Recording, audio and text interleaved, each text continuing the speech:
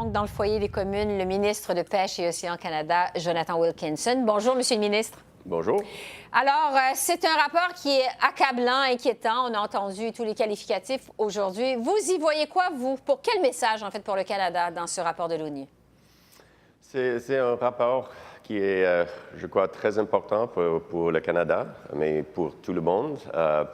Le déclin de biodiversité dans le monde, c'est quelque chose qui est très important pour la faune, mais aussi pour les humains. Nous devons avoir un environnement propre si on veut être propre nous-mêmes. Si on regarde les grands thèmes de ce rapport, bon, la menace qui pèse sur les baleines dans l'Atlantique, dans le Pacifique également, sur les caribous, est-ce que votre gouvernement en fait assez pour protéger ces espèces? Qu'est-ce que vous faites au juste? Je crois que tous les gouvernements doivent faire plus, bien sûr, mais je crois que nous sommes le premier gouvernement du Canada qui a travaillé très fort pour adresser les enjeux de biodiversité avec la loi des espèces en péril. Nous avons travaillé très fort avec la rainette faugrillon au Québec, mais aussi avec le caribou boréal. Les baleines noires, les épauleurs résidents du Sud et beaucoup d'autres espèces parce que nous savons qu'on doit faire ça si on veut avoir un environnement propre, mais aussi une économie qui sera très fort à l'avenir. Bon, vous dites on doit faire ça parce que le rapport appelle justement ce qu'ils appellent un changement transformateur de façon urgente. Qu'est-ce que ce serait pour vous, pour votre gouvernement, un changement transformateur? Qu'est-ce que vous entendez faire, en fait, et quand? Nous devons travailler avec beaucoup des enjeux. Comme vous savez, l'enjeu de changement climatique, c'est très important dans le sujet de biodiversité. Et nous avons un plan qui a adressé les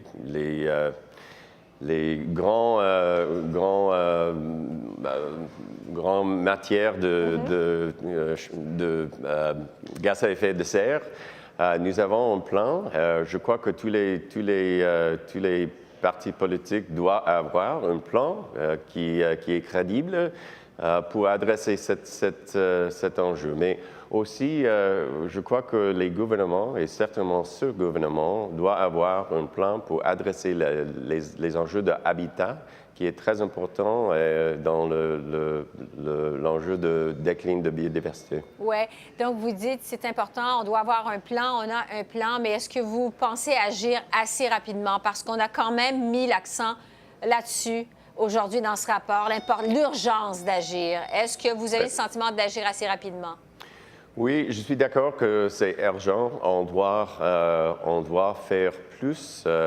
Je crois que tous les gouvernements du monde doivent faire plus. Mais je dis que cet gouvernement, c'est le premier gouvernement qui a adressé les enjeux de biodiversité. Et nous travaillons très fort pour implémenter, mettre en application. OK, la loi des espèces en péril. Mais bien sûr, je suis d'accord que nous devons faire plus et je travaille très fort chaque jour de ces sujets.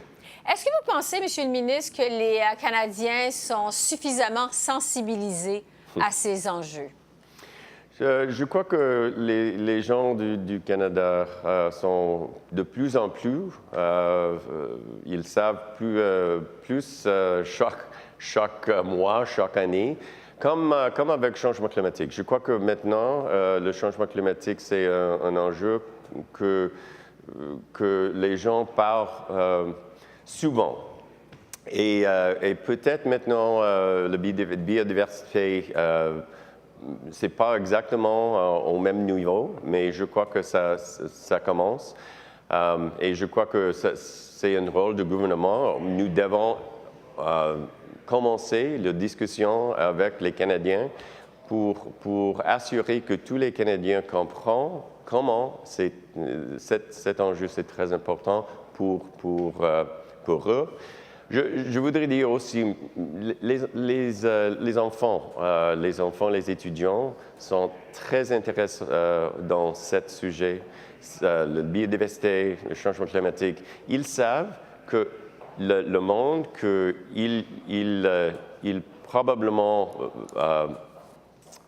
vont, je ne sais pas le mot pour inherit, vont hériter d'une situation difficile. Oui, c'est un monde qui sera très difficile si nous ne devons pas, nous ne prenons pas les mesures urgentes pour adresser cet enjeu. Oui, parce que vous dites c'est important il faut s'assurer que les Canadiens comprennent ces enjeux.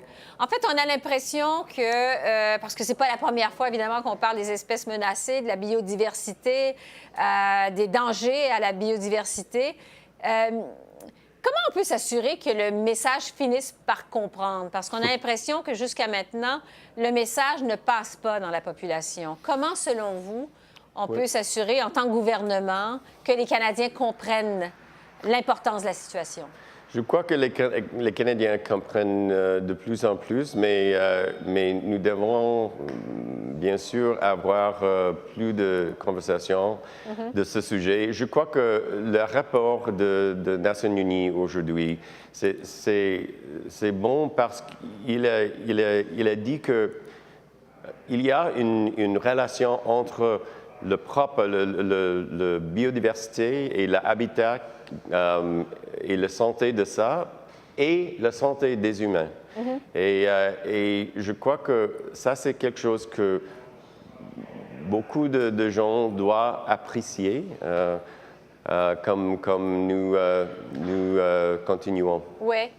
En terminant, votre gouvernement accorde en fait des milliards en subvention à l'industrie des combustibles fossiles qui contribuent au réchauffement climatique, qui contribuent évidemment à la dégradation de l'environnement. Est-ce que vous y voyez une contradiction avec les efforts du gouvernement sur la protection des espèces? Non, nous avons promis qu'avec nos partenaires internationaux, que les subventions vont éliminer par 2025, bien sûr, mais il y a les autres industries dans lesquelles on doit faire les changes, comme la forestière. On doit avoir une industrie forestière qui est plus durable à l'avenir et nous devons travailler avec toutes les industries pour avoir un avenir dans lequel il y a une économie forte, mais durable. Et on ne peut pas avoir une économie forte si on n'a pas un environnement propre. Merci beaucoup, M. le ministre, de nous avoir accordé cette entrevue en français, d'avoir fait l'effort. Non, mais c'est très apprécié de notre part, je peux vous l'assurer. Merci beaucoup. Bonne fin de journée. Merci, au revoir. Vous aussi.